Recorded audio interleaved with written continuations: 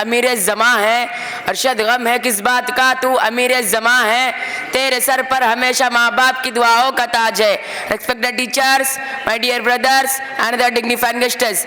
Assalamu alaikum wa rahmatullahi wa barakatuh.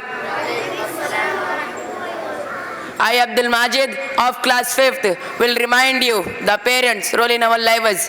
Parents are a real blessing. They play an important role in upbringing, education and welfare.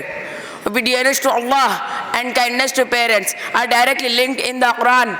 Disobeying one's parents is considered a major sin in Islam. Mothers hold an especially high rank, and Prophet Muhammad sallallahu alaihi wasallam stated that paradise lies under her feet. The pleasure of Allah is tied to the pleasure of one's parents, and His anger is in their anger. Parents and children in Islam are bonded together by mutual obligations. Parents are role models and inspiration for children. We should respect and obey our parents and speak to them politely. Allah says we should never speak rudely to our parents. Allah is pleased when we take care of our parents. Helping our parents is a good deed and brings blessings. May Allah bless our parents.